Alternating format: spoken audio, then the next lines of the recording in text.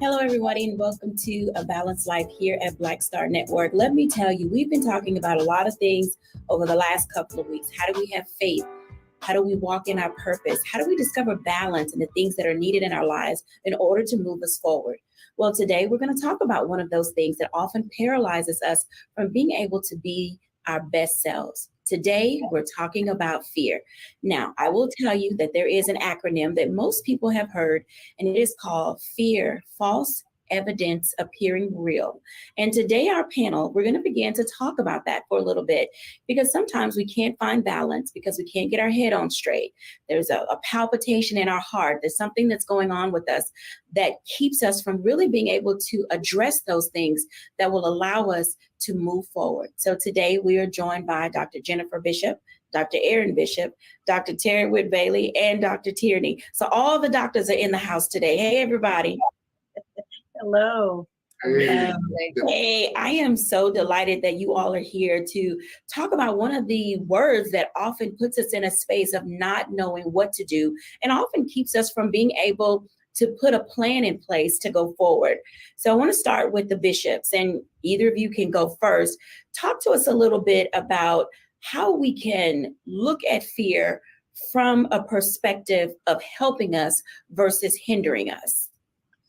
This is a great topic. Fear is something innately that we are all designed with, right? And so if we look back at times when the fear of knowing that something is coming towards you and you need to be keenly aware of it, knowing that there is something that could be detrimental to you, that is important. So fear is something that can be helpful, but fear also can be paralyzing. And so we have to recognize the difference between the two and how do we use it so that it is to our benefit and not our detriment. Exactly, everything she said. I mean, I think that both of you, in stating that, and you approached it in such an interesting way because it was kind of light, it was kind of airy, but oftentimes when we talk about fear, we literally get a knot in our throat. It's almost like somebody gave us a good gut punch and we're like, oh my God, that just literally knocked the wind out of me. So talk to us for just a few minutes, if you will, about the what ifs, because we spend so much time in the what if space till oftentimes that is the thing that gets our head screwed up. It absolutely is, because instinctually we are finding out whether we're going to take flight or fight, right? Mm-hmm. And that fear is just a thing that makes us understand the power of our awareness. We always talk about on this show and many other platforms about self-awareness. So whenever the power of fear comes along, you need to put yourself in that holding pattern and breathe, examine, find out if there's something that your survival instinct requires you to either fight or take flight. And the beautiful part is, if you choose to fight, you can go into a space of creative leadership or creative power to be a solution to yourself. Because when you are dealing with even fear that leads to a level of anxiety, we're all dealing with anxiety over and over again, but that anxiety can give you a power to be able to take a new assignment or a new opportunity in your life. And I don't want anyone to think that fear is abnormal. It is a part of something that is built inside of us. We learn that there are things that we should be keenly aware of, again, that will be of your detriment, will be harmful to you. And so you use that to recognize, no, I shouldn't go over there, or there's something that's behind me that I need to be aware of. It's a security as well, but we have to learn how to use it. So again, that it does not take us to a place where we cannot move forward. We need to use it so it's an ally and not an adversary. Excellent. An ally and not an adversary. And these are times where we try to figure out, as Dr. Tierney always talks about, ways to level up in our lives. And fear can be a stumbling block or a stepping stone. Talk to us about that, Dr. Tierney. So just some of the practical ways of how we can use fear to be a stepping stone. Jimmy Iovine, who is a music executive, said that fear has a lot of firepower. And if we can figure out how to use that fear to push us from behind instead of stand in front of us, then that's when we're really standing in our power. And so when we hear things like that, and it's like, okay, but I'm afraid right now. So how do I use that to push me from behind instead of stand in front of me? This is what we have to use our fear to inform our next step. So let's say that we are, fearful of, we just had graduations. So let's say you're feeling fearful of going to college and taking that next step and you don't know what to expect. But when we feel that fear, what we can do is say, okay, what exactly am I afraid of? So let me go and talk to some undergraduates, or people who are in college so that I can get some real information about what's happening. False evidence appearing real. We don't know what we don't know. And often what we don't know is what we're afraid of. So using that to actually get the information, get more informed about what that thing is that's kind of hovering in the dark that we're afraid of. Fear is also forget everything and run, and so what we'll often do is we'll forget our teachings. We'll forget what we know. We forget those things that are already ingrained in us and just take off, running. But I want to give you another acronym for fear. Faith, every day, always, right now. When we decide to take our fear and flip that thing over into faith and have faith in what God is doing in our life, faith in our own capabilities, faith in what we already do know and knowing that it's enough, then that helps us to be able to take that next step forward so that that fear doesn't stand in front of us and block us, but actually pushes us forward into our next level. Being pushed forward is oftentimes something we don't want to do, because when we're standing square in the face of that adversity, the thing that we are, seemingly trying to deal with in some way, shape, form, or fashion, we get into that head space, we get into our feelings and our emotions, and we think back to all of the times when something we thought was going to be wasn't. I want to invite in Dr. Terry Whitt Bailey to talk a little bit about fear and how she works through fear and what it does when she's captivated by it. Hey, Dr. Terry Whitt Bailey. Well, hello there. Wow, I am already just so well fed with what was already shared today. And one of the things that you said, Dr. Jacquie, that really caught me was that when people are pushed beyond their fear. So when you are pushed, somebody else is there.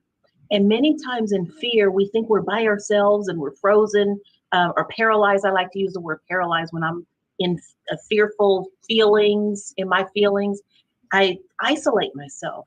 But if someone else is there to push or to prod or to pull or to pray, that is what's going to help to facilitate me beyond that fear. And yes, I've been afraid. And I don't sometimes see it as fear. But then I look back and I say, that's what paralyzed me. It was that I was afraid to do something. And sometimes it does take another person to push or to just make things seem more relevant in the time. Because at that time, it might be something that just I'm not thinking straight. And many of your viewers know that I lost my husband last year. And so as much as I thought I was thinking straight, I'm sure I wasn't thinking straight. And I was paralyzed by a lot of things where I was just fearful to make decisions or fearful to move forward. And I needed that person. God was always there. But there were times when I wasn't listening well enough. In my humanness, I wasn't listening. And so I needed those additional people that I trust. So again, you want to be around those people, especially when you're in a vulnerable state, to be around those people that you trust in order to push you to that next level or push you forward beyond that state of, being paralyzed. Absolutely. I want to invite in Pastor JT to join this conversation, because there are going to be times when you don't know what to do and you don't know who to call on. And Pastor JT brings to us a very unique perspective as it relates to how do we as believers rise to the occasion when we are often paralyzed by fear and facing the unknown. Hey, Pastor JT. Hey, how you doing, Dr. Jacquie? Man, glad to be back. Man, I missed y'all. But to come back on this amazing topic, fear and faith. And I love the way Dr. Tierney talked about fear and then had the acronym about faith every day. But that's a challenge, because one of the biggest things that we have to do, even being those that are titled or called themselves believers, is we have to trust him enough in that next step to be sure that whatever that next step is, it's him orchestrating that step. And I think a lot of fear, especially with us as believers, comes from us not being in control. Because if we knew what the outcome was going to be, if we took the next step, we wouldn't have the paralysis of fear, as many of our guests have said today. So I believe that it's that leaning in. If we look at Hebrews, the chapter about faith, the heroes and heroines of faith, and we look at their stories, we always look at their stories in the after. So we hear about what they did after. But if we put some human flesh around that text, there's no way in the world that you can believe that Abraham didn't have a bout with fear, that Moses didn't have a bout with fear. Matter of fact, God talks to Moses while he's staring at the Red Sea and tells him, don't be afraid. But Moses never said, I'm afraid, but God could sense his fear. But the reason why Moses was able to stretch his hand and the children were able to go forth is because even in that moment of fear, God's voice was louder than his fear. So I think that's the challenge. Can we be still enough in that moment of fear, that emotional moment of fear, and allow God's voice to be louder than what we believe may happen, knowing that if we are truly believers, all things gonna work out for our good anyway. I love that perspective. Now, today we're talking about fear and we're giving you acronyms throughout our entire show. We began the first block with fear of being false evidence appearing real. And then Dr. Tierney said, forget everything and run. And that's oftentimes what we do when we are facing fear. But then she also said, faith every day, always right now. Faith every day, always right now. And that's important. You have to include your faith. When we come back after the break, I want to give you another acronym related to fear, and it is literally face every adversity realistically. Fear, face every adversity realistically, because sometimes we're not truthful with ourselves and cannot be truthful with others. We'll be back in a moment after the break.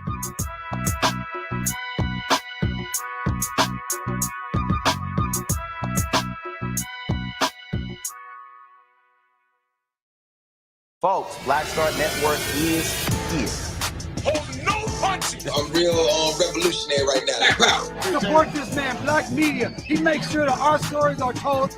Thank you for being the voice of Black America, Roland. Hey, Black, I love y'all. All momentum we have now, we have to keep this going. The video looks phenomenal. See, this difference between Black Star Network and Black-owned media and something like CNN. You can't be Black-owned media and be scared. It's time to be smart. Bring your eyeballs home. You dig?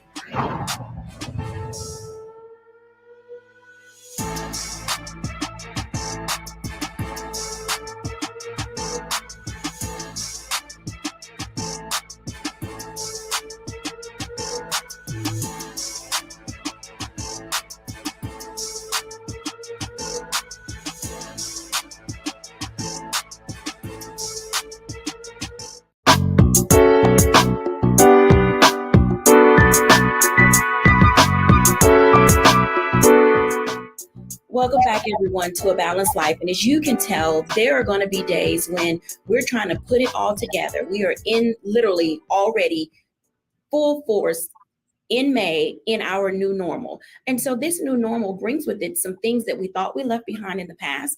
We're often triggered by things that we thought we were over and done with. But then there are these new challenges because we were not outside, because we were not around other people, because we put our emotions in a bottle and kind of tucked them away in a COVID corner. We didn't work on those things that we thought were necessary because we really weren't sure or certain of what came next. Well, here we are in this space in 2023, really talking about, can we face every adversity realistically? That's another form of fear. We don't have the capacity or the coping skills to face those things that we need. And I want to ask Dr. Tierney about that, because what does it look like trying to cope with the things that we know we are not being realistic or honest about in our lives?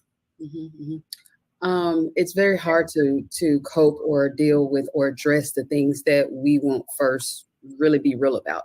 If we still are in this delusion of grandeur about what our situation is, what life is, and that could either be that we're making a mountain out of a molehill, or we are imagining what could happen and we're playing the what if game of what if this happens, what if that happens.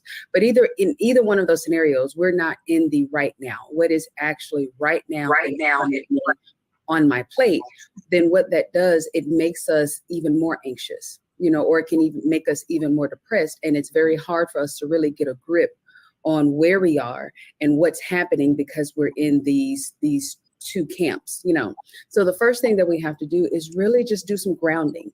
What is happening right now? And it can be just as simple as I'm sitting in a yellow chair. I am talking to you right now on this video. Just do some basic grounding techniques that help you to stay right where you are, right in the present. Look at what's happening right now, not what you think will happen, not what it might happen, not what they said that might, not any of that, but just truly what's right here in front of you. And once you do that, you'll find that you'll be calmer. You'll be able to think clearer because you'll only be facing what's right in front of you instead of what you think might happen or some things that might have been behind you that are no longer a part of your reality. I had to pause for a moment because when you talk about reality, sometimes what I think is real and what is happening in my life and what is going on, because I haven't weighed all the factors that go into it, I'm not really being realistic about what the potential outcome can be. And that could be at the beginning, the middle, and the end. It could also be whether what's up or what's down. Dr. Bishop, talk to us about that for a moment, about being realistic. Because even in your work of what's next is now, if we're not realistic about the things that we face and the role that we play in them, we oftentimes can lead ourselves in a misdirection. So I like to look at it from a perspective, right? So again, fear is tangible at times. It's palpable at times. And what I have done and ask people to do is look at yourself retrospectively and look at what you dealt with that was fearful. And if you could have asked yourself at the age that you are now, the things that you thought were going to cripple you, the things that you thought that you could not overcome or surpass, when you look back at it, and you see that either it didn't happen or wasn't that bad, or that you stepped out on faith and you continue to walk in spite of what fear may have presented itself to you, you survived. And so another thing that I like to do is I'll talk to my future self, because my future self can give me perspective as to what I may be looking at from this lens of life that I have, and how it may not be as bad as it are. I think it's like 40 or 30% of what we anticipate never happens. And a lot of that is fear. But I'll give this to Bishop after this. 2 Timothy 1:7 says, I did not give you the spirit of fear, but of power, love, and a sound mind. And so he's not saying that fear doesn't exist. He says, I just didn't give it to you. And so if we recognize that, wow, fear is and can be used as an ally in one perspective, it also can be an adversary. So perhaps we should stop using the word fear when we're trying to tangibly explain how we feel. Anxiety, we feel paralyzed. When we change the way that we explain what it is, then we can take the power that fear gives and then change our perspective. Amen. Hey, listen, when she brought up that Bible study about 2 Timothy, I've always loved the study of that scripture because it says power, love, and a sound mind. And you have to work yourself backwards with that, with sound mind, love, and power. And so when you go from one zone of sound mind, then love, and then power, you're taking each one of those steps towards leveling up, because it's all about how you increase your emotional awareness in that experience. So here is what my acronym is. It is face everything and rise, right? But sometimes we do it all at the same time when we face literally everything, and it becomes overwhelming. Because fear can be overwhelming, right? Anxiety can be overwhelming, but you have to literally put one foot in front of the other to deal with every mountain. As Dr. T said a few minutes ago about the reference to mountains, right? Sometimes the mountain is you. And when you look at what we're doing with mountains, it says in the scripture clearly, right, Pastor JT, if you have the faith the size of a mustard seed, you can move mountains. And many of us have to recognize that some of these dangers, seen and unseen, some of these fear issues we're dealing with, it's been dealt with before. And so make the reference to faith the size of a mustard seed can move mountains. What we have to understand is that people have been moving mountains by faith for a long time. And so just be patient with yourself. Give yourself space and grace to go from a sound mind to loving the space you're in so you can have power to exist. I'm going to ask Pastor JT to just jump right on in there. Yes, and he gave me that alley-oop. I normally reference different versions of the Bible because it gives us a little bit more deeper insight into the scripture. And when you look at that same scripture, when we think about sound mind, in some translations, that phrase sound mind is self-discipline. Yes. There's a quote by Arnold Glasgow that says that fear is the lengthened shadow of ignorance. what that suggests is that oftentimes we're fearful because we're not prepared, which goes back to the space of being real with who you are, being real with where you are, and even being real with where you are attempting to go. I think because we have been forced in this social media vacuum, so to speak, we live in such delusional worlds that we actually create fear because we are attempting to be something that realistically we have never even been destined to be. So I honestly believe that in that space, I think that if we identify that first, I love the way doctors, Bishop, talked about fear. He didn't give it to us. And I've always said that if he didn't give it to us and we're operating in it, there are a lot of Christian atheists that are walking around in the world. We are declaring one thing, but we are delivering something else. And until we deal with that thing, we will be weighed down when we actually should be flying. Ooh, okay, so I'm gonna ask Chairwood Bailey to comment on this, because one of the bishops says, face everything and rise. How have you been able to rise as you've dealt with fear? This is just so deep and so powerful that I'm just still soaking all of this in that I'm learning even today. And, you know, I don't like to even use the word fear. As one of the doctors, Bishop, shared, I use different terminology, you know, nervousness or anxiety. The only thing that I allow myself to even use the word fear with is snakes. I am deathly afraid of snakes. I just can't get past it. But other things, I have levels of anxiety. Maybe I am frozen. I like to use that word a lot. I don't even want to use that word fear in my terminology. And so trying to rise above the term that we'll use today of fear, for me, is taking one step at a time. If I feel like today is going to be a tough day for me, my first step, and I've shared this before with your viewers, my first step is actually making my bed.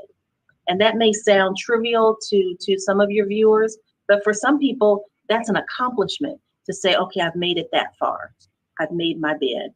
That's my grounding. If I can get to that point, that means I've gotten out of the bed, that I put my feet on the floor, that I'm ready to walk to the other side of the bed. So I have movement that's happening. And so for me, if I can get that accomplished, what can I do next? Where can I go next? How can I make that next step? And it might sound trivial, but for some people, and in my case, I'm going to speak for myself, sometimes I have to start that simple, getting to that point to get out of the bed, to make those steps, to know that God is with me, but in my humanness, and I always want to say that, in my humanness, I allow myself to get burdened by things that weigh me down and that cause me anxiety and nervousness. So for me, it's taking those first steps, whether it's, you know, just certain things that happen in my home before I leave, getting in the car, connecting to the right kind of music, putting those things that are going to feed me into my system, whether it's the right type of nourishment, whether it's the right type of music, whether it's calling the right person. So knowing that I don't need the negativity or the bad things to fill me, because I can't rise above it. It will weigh me further down. So making those right decisions one at a time, because you can't do it all, or at least I can't. I can't do it all at once. I do it one step at a time. I appreciate you saying doing each thing one at a time. We're going to go into our break and come back at the top. We're going to start with Dr. Tierney, because one of my overcomings related to fear, the exercise that I do with most of my clients, and it is snakes, Dr. Whit Bailey. I think it's important that people begin to determine where they are in response to and in relationship with the thing that brings them anxiety, whatever it is, because there's certain things we have to discover how to conquer and suppress internally before we can show up externally. So when we come back after the break, we're going to talk a little bit about another acronym for fear, which is to filter each action relationally. Where are you in context with the thing that you are dealing with? We'll be back in a moment after the break.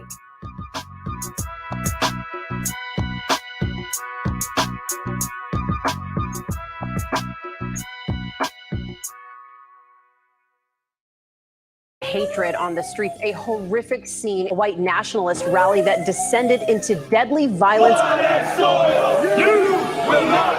White people are losing their damn minds. Some angry pro-Trump mob stormed the U.S. Capitol. We're about to see the rise of what I call white minority resistance. We have seen white folks in this country who simply cannot tolerate Black folks voting. I think what we're seeing is the inevitable result of violent denial. This is part of American history. Every time that people of color have made progress, whether real or symbolic, there has been what Carol Anderson at Emory University calls white rage as a backlash. This is the rise of the Proud Boys and the Boogaloo Boys. America, there's going to be more of this. Here's all the Proud Boys, guys. This country is getting increasingly racist in its behaviors and its attitudes because of the fear of white people. The fear that they're taking our jobs, they're taking our resources, they're taking our women. This is white fear.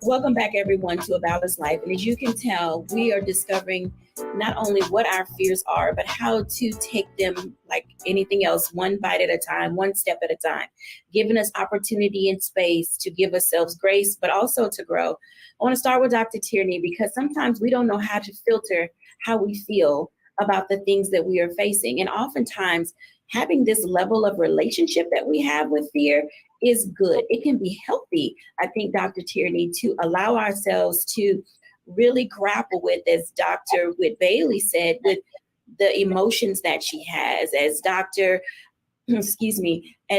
Jennifer said, being able to put a label on it and give it a name so we can call it for what it is. Talk to us about that in this process that we have to go through in order to grow. Absolutely. So fear is so important that I literally dedicated an entire chapter in my book to it, just to talk about it, because it's one of those things that'll quickly get us stuck, and so that we can't get to our goals and we can't reach that next level. But as we are assessing our relationship with fear, I think it's important that we also understand what type of fear we're talking about.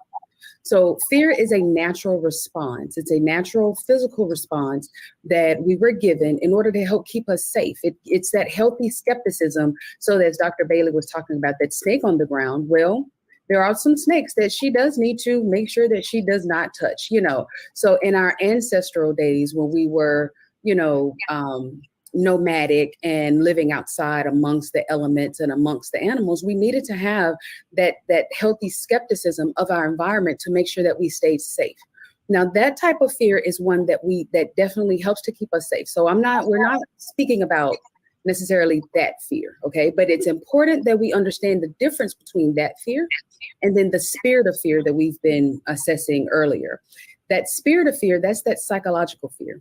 That's that fear of the unknown. That's that fear of the what if. That's that fear of am I enough? It's that fear, that internal fear, that fear that's really not real, that we are generating ourselves from an internal place.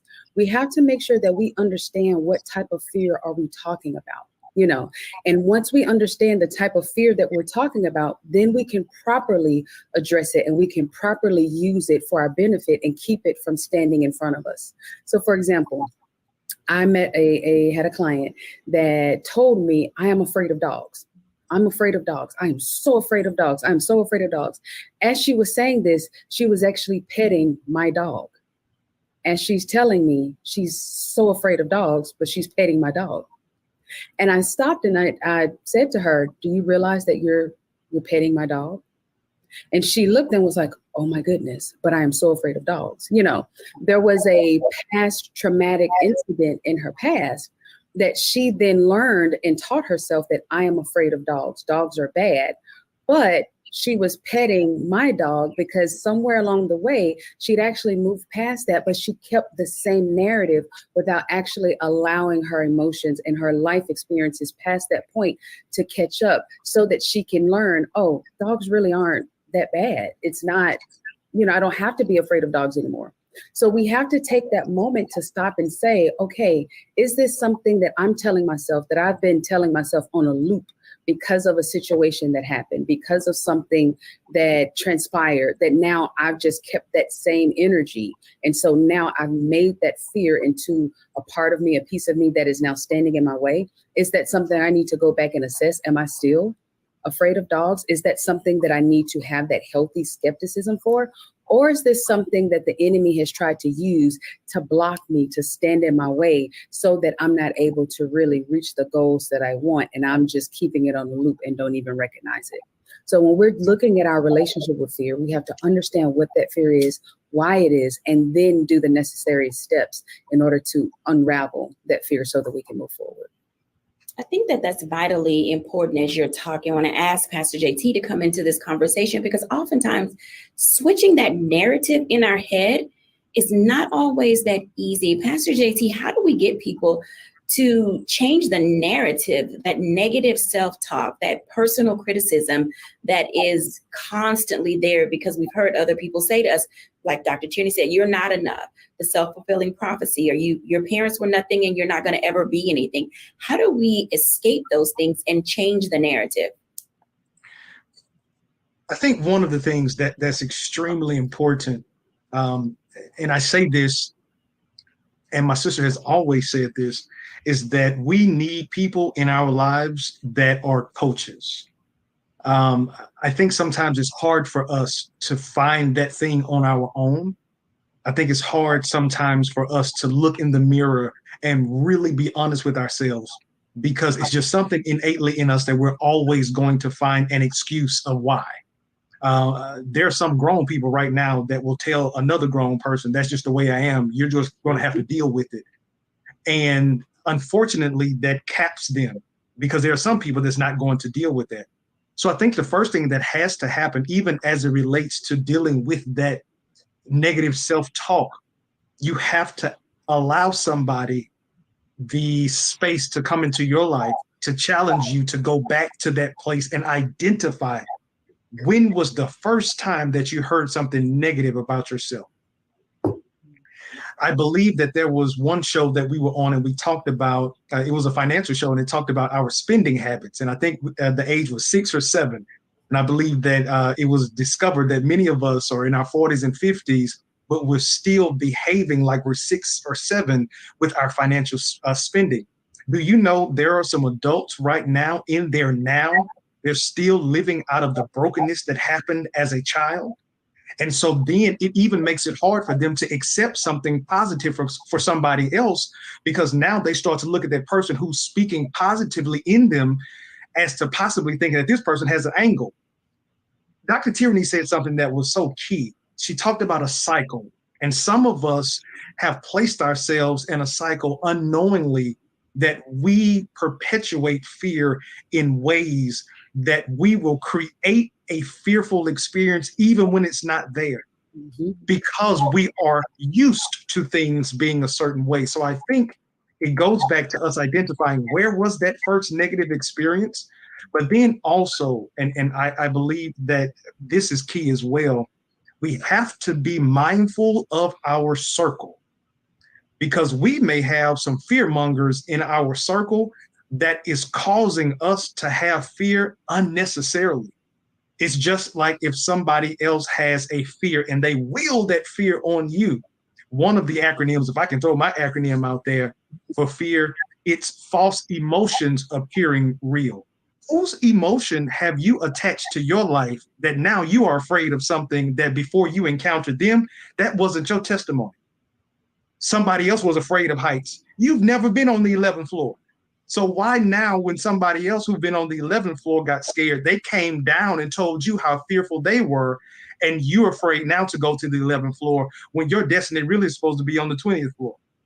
But you have allowed somebody else's fear to become yours. And we have a lot of people right now that are living an imposter's life because they have limited themselves to live out the fear of somebody else. I think that's an excellent segue, Pastor JT, because I was coming to the bishops about projection and the way that projection often puts us in spaces where we were never meant to be or destined to be. And Pastor JT said it well. John Maxwell talks about the law of the lid, and oftentimes we are here in this space, and the highest we can go is here, but we need to be up here. But somewhere someone has said something to us. Maybe we got too many no's, or someone slapped our hand one time too many, or a door was shut in our faces, or people said something ugly to us, and we often cut ourselves short.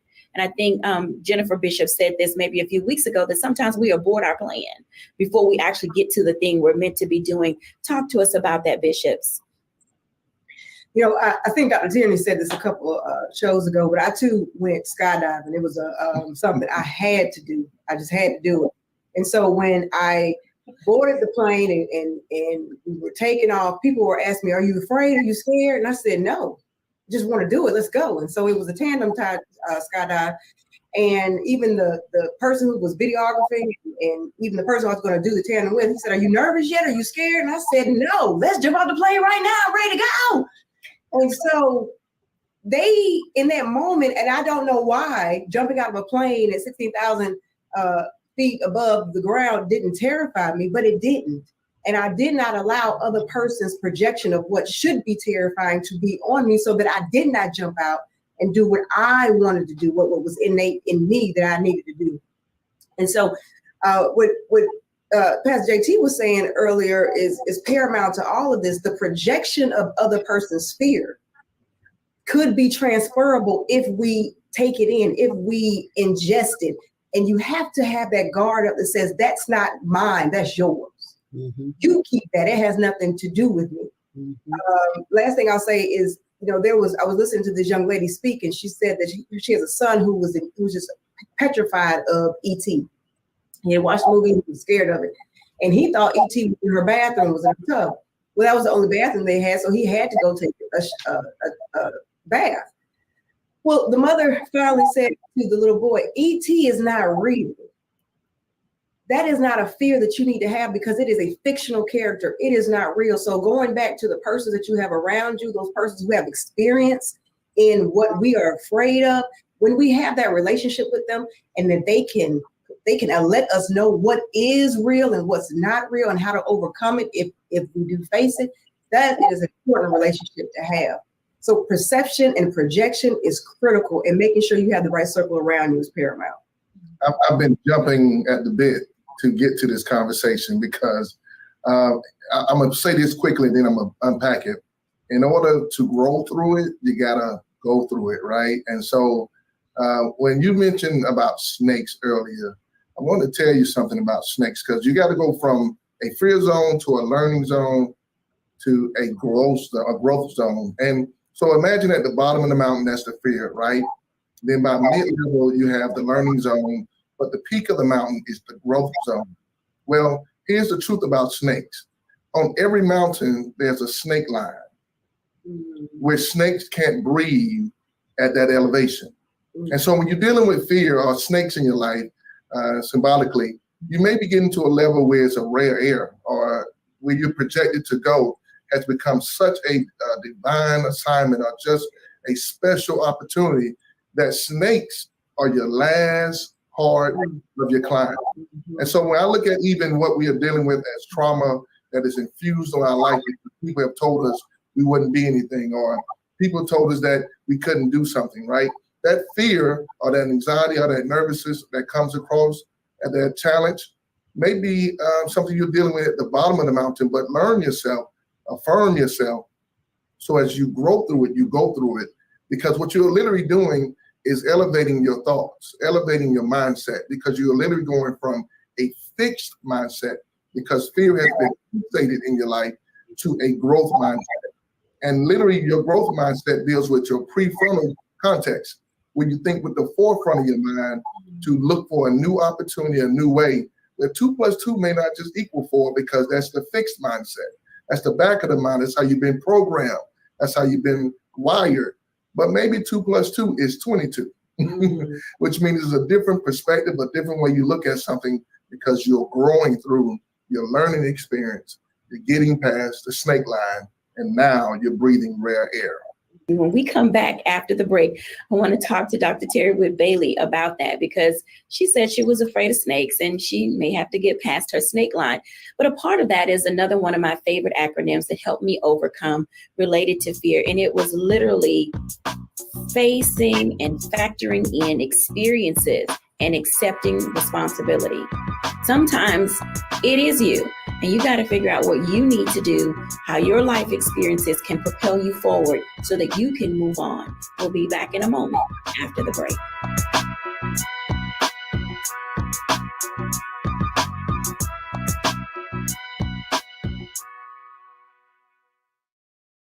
Don't you think it's time to get wealthy?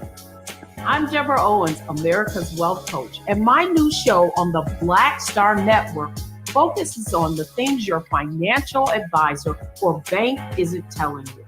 So watch Get Wealthy on the Black Star Network.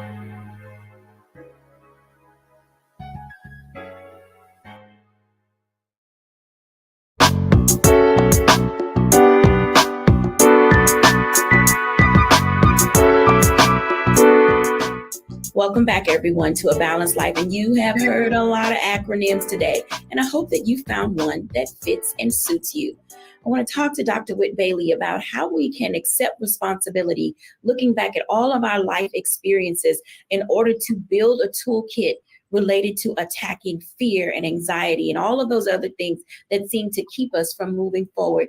Hey, Dr. Terry Whitt-Bailey. Hey, you know, if I lived in the city where the the bishop lived, I would be a member of their church. I am just being so well fed with what they're sharing today. And I didn't know anything about that snake line. And maybe there are other viewers out there that have a different fear. So yeah, we'll talk about the snake thing and that going above that line. And yeah, I think that is true. I think that my paralysis happens at that level, at where the snakes are. And yes, I had a traumatic experience as a young girl, and it went along with me as I've become an adult. But where has that stopped me? We can use that figuratively. Where have I stopped in terms of my growth as a Christian, as a woman, as a professional? What is stopping me? Now, I'm not saying that I'm a perfect person and I have all the answers. That's why I'm so glad that I'm on this podcast with everyone else, because I'm learning too.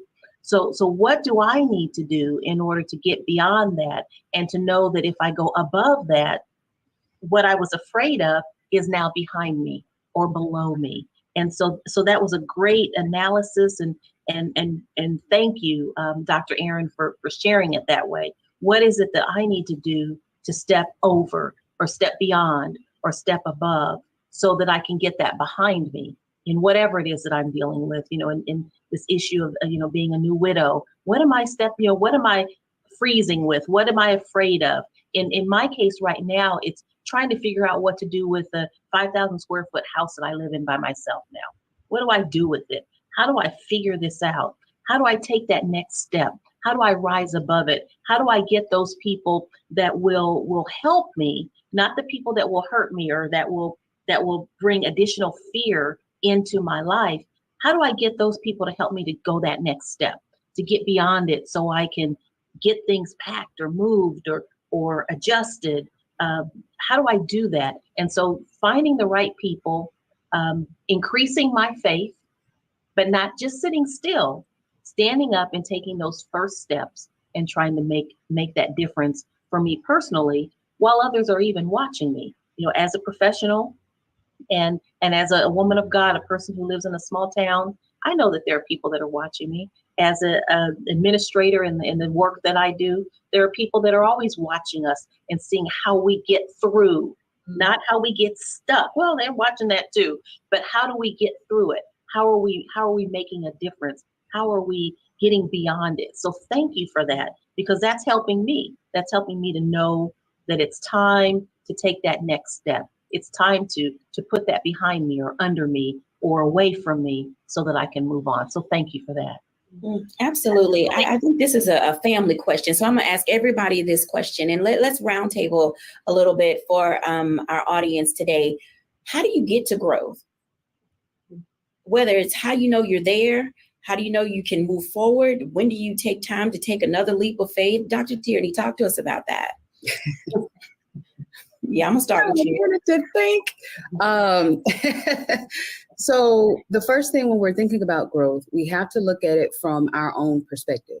We can't look at growth through somebody else's lens. We can't look at it and say, look at their life. Like I can't look at, the doctors, bishops and go, oh, well, my growth is, see, when they get there, then when I get there, like that's the quickest way to stunt your growth, because you're trying to compare your process, your growth, your purpose with someone else's, so we have to first just look at yourself, and focus, keep your eyes on your own paper to then think about, what does growth mean to me? Where is it that I want to go? How am I uniquely qualified? What is my gifts, talents, purpose, and then look at, all right, am I moving the needle forward? As Dr. Bailey said, some days it might mean that I got out of the bed today and I made the bed. That's growth. Sometimes it may be that, okay, this month I lost 1 pound. That's growth. So keeping that measuring stick in perspective so that we're not looking at growth from these huge leaps and jumps. Sometimes growth is just a baby step. And ultimately, when you look back over your life, over the course of the last year or 5 years, being able to see where you have moved the needle forward in your life, in your walk, in your progress, according to your goals, not somebody else's. Absolutely. Pastor JT. Yeah, I'll be honest with you. I want to just say ditto. But one of the things that I would add is I believe growth, especially in my lens, growth to me looks like how quick I got back up. Mm-hmm. Because I think understanding growth, you don't, as Dr. Bishop said, you don't get to that space without growing through it. And for some of it, it's not Instagram worthy. It's ugly. It's not. I'm not even thinking about no camera at that point. Right. But I'm struggling. I'm straining. But the Bible promises me that even though I fall, I can get back up again. Mm-hmm. But this is the thing about growth. I'm getting back up with a new mind because I didn't know what I just fell in. And now as I got up, I realized, man, it didn't happen the way I thought it was going to happen. But now I'm stepping up and I'm even better than I am now, because I think about the today Jamel in comparison to the Jamel 20 years ago. The Jamel 20 years ago couldn't even embrace the season that Jamel is in now because I hadn't grown yet. But I think about all of the losses that I had to turn into learns in that 20-year period. I think about all of the people I had next to me that I thought had my best interests, but really wanted my light.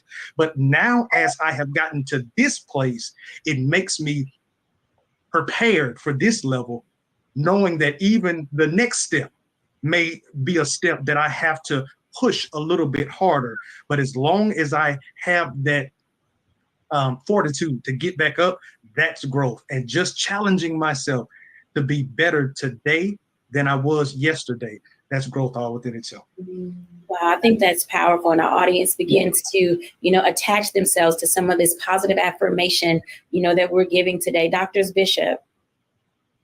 Growth for me is recognizing that I didn't respond to something that happened the way I could have responded or used to respond. Amen. That is a stick of growth, because it took a lot to get to the place where you don't respond and you want the maturity that you knew could be there, but you weren't ready to go there. And then one day it just settles on you. Mm-hmm. And then you grow from that to the next level, but you celebrate every step of growth that you have and understand and sometimes envelop the experiences that took you to the place where you can say that I have grown, and I'm glad that you met me today instead of yesterday. That's an important part of the process for me, and for the person that I'm becoming, because I also recognize, Dr. Tierney said it, who you see today is not who you're going to see tomorrow. I'm growing right now, being a part of this conversation. And the woman that she's tomorrow will not be the woman she is a couple of weeks from there. And so not settling as well, or thinking that you're about to plateau and this is the place that you're supposed to stay at. There's always going to be a growth process, and in there comes uncertainty, anxiety, but there also should be the will to keep pushing forward, fight through the fear, the anxiety, whatever you want to label it as, but you got to keep going. And here's my my thoughts. With growth, there's only two things or two dynamics to it for me. Either you prepare for growth or you repair from growth. So every day you wake up, make up your mind or make a decision to either prepare or repair, because growth is going to happen. It's part of life. I mean, if it's not, then why are these gray hairs on my chin, right? It was 10 years ago. If it's not, why am I bald headed now? I used to have an afro, right, JT? We used to have hair on our head, right? And so growth is a part of life, and if you don't prepare for it, you won't be ready for it. Because if you stay ready, you don't have to get ready. So here's what Marianne Williamson said. She said, our biggest fear is not that we're inadequate. The biggest fear is that we are powerful beyond measure, which means you'll get blessed from your growth, that you won't have room enough to handle it, right?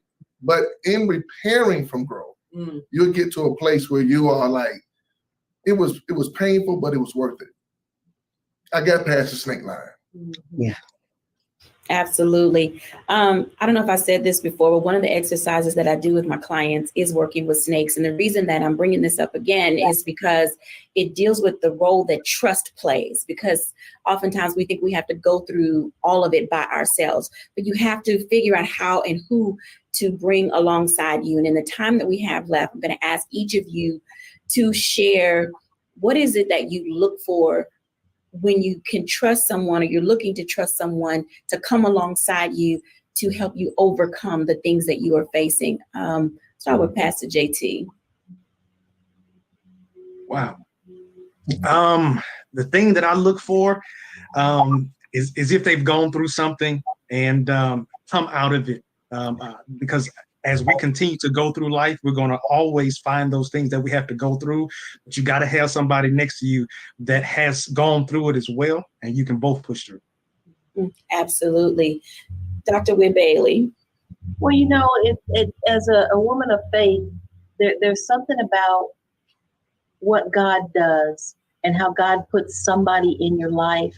And in my mature age, for me, I know when it's happening, and I know that's not the answer that you want, but things will happen. I was at a dinner one evening, and I was sitting next to a woman. We were both there by ourselves, and we struck up a conversation and realized that we needed each other. And after we met that day, we realized and we said, God brought us together. We both realized that. So for me, it's important to make sure that somebody has a God connection.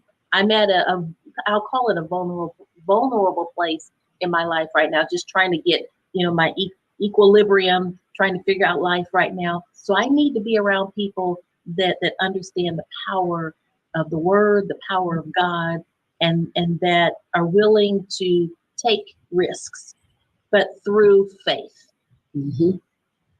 I think that's well said, because it may not be what I was looking for, but it was definitely probably something that someone needed. Sometimes it's connection, that builds trust. And with that, I'm going to ask the bishops to give a word, and then Dr. Tierney, and then we'll be on to my reflection. Well, Dr. Terry said exactly what I was thinking. And for me, I look for whether or not their presence is precious. Is your presence precious to me? Does it make me better? Does it make me want to be stronger and better than I thought I could? Does it bring out something in me? And not to be selfish, I look and ask and wonder, do I do the same thing? And that's when we can walk together, because 2 or 3 have agreed. So we can go forward together. So it's not just me getting and them not receiving. It's a relationship that is built. And so just like, again, Dr. Terry said that they conferred and said that there was something that was ordained by God to bring them together. And so that's important. Is your presence precious? I just need someone to have empathy for me as I go through my growth season, even my learning season, right? Because when I look at what I am going through, I need someone to understand that in the poetic expression of Tupac Amaru Shakur, that I may be the rose that grew through the concrete. That it took a lot for me to get here. And in this space where I'm learning from my fear and growing through my fear, I survived. I survived snake bites. I've survived grizzly bear attacks. Because as I go up that mountain of fear, I'm gonna get to the mountaintop. So just have empathy for me as I grow. Absolutely, Dr. T. And I'm gonna springboard right off of that and say that the thing that I look for in terms of trusting someone, I look for emotional intelligence and wisdom. As Pastor JT said earlier, sometimes we'll get stuck in our 6-year-old selves. You know, you'll be 46, but really a 6-year-old.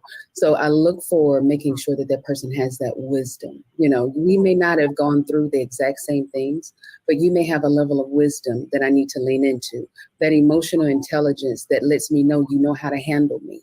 You know, when I'm being in my vulnerable state or unpacking my bags, are you going to take my bag and twirl it around your head, or are you going to show that compassion and that empathy, even if it's something that you've never necessarily walked through, but you have that wisdom and that emotional intelligence to be able to handle me appropriately and love me through whatever the season is, and vice versa, that I'm able to reciprocate that, you know, for you. So that's one of the main things that I look for, or two of the main things that I look for: wisdom and emotional intelligence.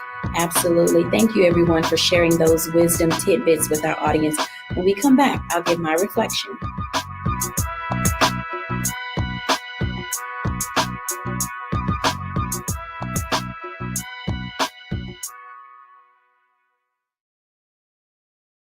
When you talk about blackness and what happens in Black culture, we're about covering these things that matter to us, speaking to our issues and concerns. This is a genuine people-powered movement. There's a lot of stuff that we're not getting. You get it, and you spread the word. We wish to plead our own cause.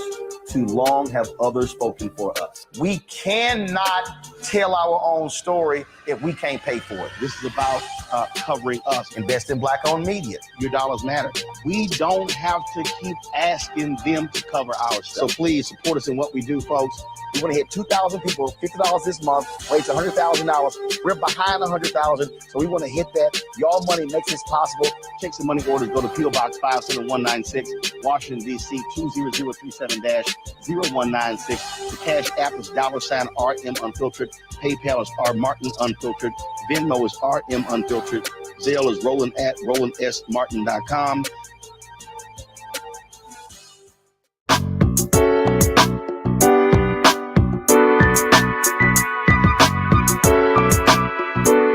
Welcome back, everyone, to A Balanced Life. And as you can tell, overcoming the things that we face can often lead us to a space of anxiety, being paralyzed, not knowing which direction to turn.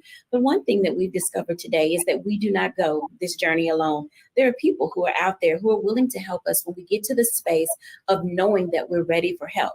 But in addition to that, there's some things that we learn that allow us to really accept and understand and identify that fear is false evidence appearing real. When we weigh it against our life experiences, against the ways in which we've been bolstered forward, the accomplishments and the achievements that we have, then we know that we can accomplish that which we set out for. And there are times that fear is real because our memory does not allow us to forget, if you will, those things that gave us anxiety, that paralyzed us. But fear shouldn't hinder us. It oftentimes can propel us to be able to move forward. I hope that something that we have said today, one of the many F.E.A.R. acronyms that you have heard, you will put them in your balanced living toolkit and allow them to propel you forward. Thank you, everyone, for watching. Bye now.